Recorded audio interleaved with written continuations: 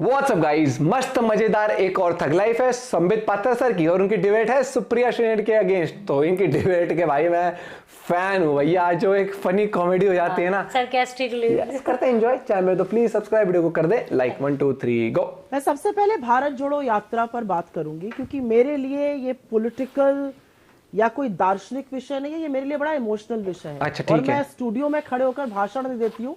मैं 6 राज्यों में गई हूँ और पूरे दिन 4 दिन चली हूँ, तो मुझे पता है कि भारत जोड़ो यात्रा का क्या इफेक्ट है, कैसे लोग आ रहे हैं, किस तरह के लोग जुड़ रहे हैं। देखिए, मुझे अच्छा लगता है कि जब आप कांग्रेस की प्रवक्ता के बोलने के बाद पहले ही ये बताने लगती है कि मैं क्या बोलूंगा और उसका डिफेंस क्या है। ये अच्छी बात है, इससे मजबूती आती है चर्चा में, क्योंकि फिर हमें भी सोचना पड़ता है कि क्या तर्क दें। सबसे पहले इन्होंने कहा प्रधानमंत्री बनते हैं देश के और उनको कहा जाता है चौकीदार चोर है, और उसके बाद माफी मांगी जाती है। कान पकड़ के राहुल गांधी कहते हैं I am sorry, I lied before the honourable Supreme Court, और उसके बाद जनता ऐसा करारा थप्पड़ मारती है कि चेहरे पे सूजन रहती है। वो होता है लोकतंत्र का अपमान। तीसरी बात इन्होंने कही, प्लीज। तीसरी बात इन्होंने कही, मैंने सवाल पूछा इनसे, एक सवाल पूछा क्यों बढ़ाया भैया। इन्होंने कहा ये टेम्पररी है, temporary. But Not in that accent, but you're close to it. Not in that accent. Okay. Not so poor, but close to it. Good, you're getting there. कोई बात नहीं। Great. Try again. Try saying that अच्छा again. लगा मुझे, तीर निशाने पे लग temporary. गया, बड़ा अच्छा लगा। Try saying that. मजा आ गया, मजा आ गया, Try saying that again. मजा आ गया, मजा आ गया। Try saying that again. इतना Temporary. मजा आया। Temporary. Temporary. best देखिए Try आप saying that क्या again. Temporary. Roll your R. जब ये Roll your R. जब ये बैटिंग करती Temporary. है, Not temporary. चलिए, Temporary. वापस, Roll your R. If he was imitating, he might as well imitate well.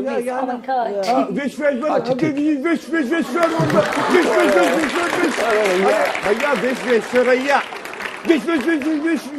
फंस गया मुंह। अरे उनको सिखाइए, यहाँ पे मत अपना टैलेंट दिखाइए। पहले तो चमचों की बात में कर रहा था। चमचों के लिए तो जाकिर नायक अपोस्टल ऑफ पीस है, मगर योगी आदित्यनाथ और साध्वी प्रज्ञा ये साध्वी और ये साधक नहीं है। ये लोग तो ऐसे ऑर्डिनरी, क्योंकि ये भगवा पहने हुए ना, इनके लिए तो भगवा आतंकवाद का रंग होता है, और सारे हिंदू और भगवाधारी तो आतंकवादी हैं। तो सही है, आप तो भगवा, आप चुपचाप सुनिए, मेरी भी अभी आप चुपचाप जरा सुन लीजिए। मैं आपके बीच में नहीं बोल रहा था, मेरे भी अभिव्यक्ति की आजादी है, मेरी आजादी पे हनन मत करिए, सुन लीजिए। आप याद करिए, मैंने बार बार कहा है कि आप बताइए सोनिया गांधी जी के परिवार ने स्वतंत्रता संग्राम में क्या कंट्रीब्यूशन रखा है। झुमरी तलैया से लड़ रही थी क्या सोनिया गांधी के माताजी पिताजी? कहां से लड़ रहे थे स्वतंत्रता संग्राम के लिए? रोहित सरदाना के परदादा, मेरे परदादा, सुप्रिया श्रीनेट जी की परदादा भी, और डीजी साहब के परदादा भी कहीं ना कहीं से कुछ ना कुछ तो कंट्रीब्यूट कर ही रहे होंगे।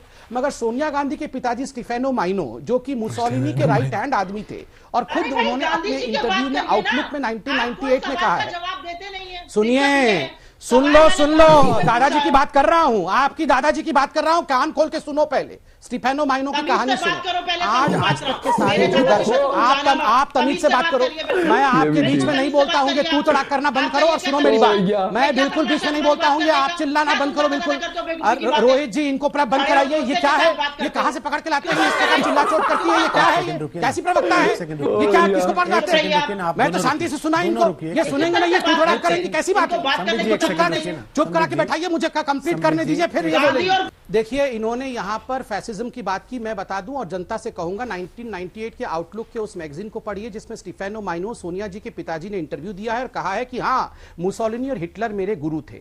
और गांधी दर्शन किताब के नाम है, कांग्रेस दर्शन किताब का नाम है, जिसके संपादक खुद संजय निरुपम थे। उन्होंने खुद कांग्रेस में रहते हुए छापा है कि yes, Sonia's father was a fascist, Stefano Maino was a fascist. मैं पूछता हूं, जिसके फासिस्ट पिता हो, उन्हें हमसे सवाल करने का कोई औचित्य नहीं है, इसलिए सवाल ना करे, मंथन करे। लोग सोचते हैं कि आजादी की लड़ाई सिर्फ अंग्रेजों के खिलाफ थी। नहीं, और किसके खिलाफ? अंग्रेजों की लड़ाई अंग्रेजों के खिलाफ थी। अंग्रेजों प्रमाव की आराधना तो सभी लोग करते हैं। जब से पैदा हुआ हिंदुस्तान में जो सनातन धर्म को मानता है, जो सनातनी है, वो प्रभु राम को मानता है, प्रभु राम के आचरण को अपनाता है। प्रभु राम हमारी सभ्यता है, संस्कृति है, संस्कार है हिंदुस्तान की।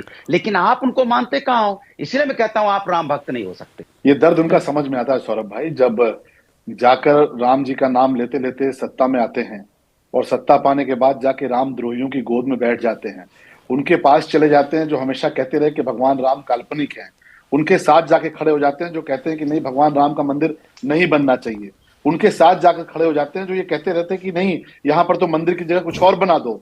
तो आज जब इतना भव्य नजारा है, इतना विहंगम दृश्य है, तो ये बर्दाश्त कैसे हो रहा होगा ये आप समझ सकते हैं, क्या तकलीफ है ये आप समझ सकते हैं। हम तो कह रहे हैं राजनीति कौन कर रहा है। आप देखिए, आपने अभी एक वर्जन सुनाया, आपने एक बाइट सुनाई, एक माता जी जो कि दिल्ली से अयोध्या की पहली उड़ान आई है, उससे जब वो लैंड की है अयोध्या में, आपने पूछा, हमने नहीं पूछा, आपने पूछा कि हाँ भाई कैसा लग रहा है, क्या करने आई है। जो उन्होंने कहा, यही इस देश के 140 करोड़ लोगों की भावना है। और इस भावना को शायद वो लोग नहीं समझ सकते जो दरअसल राजनीति कर रहे हैं। आज अगर आपने देखा हो तो जब प्रधानमंत्री जी का रोड शो हो रहा था, जब वह निकल रहे थे, तो उसमें बाबरी मस्जिद की जो पैरोकारी करते थे वह भी फूल की वर्षा कर रहे थे, वह भी पुष्प की वर्षा कर रहे थे। क्यों? क्योंकि उनको पता है कि अयोध्या का मतलब राम, अवध का मतलब राम, उत्तर प्रदेश का मतलब राम और कृष्ण।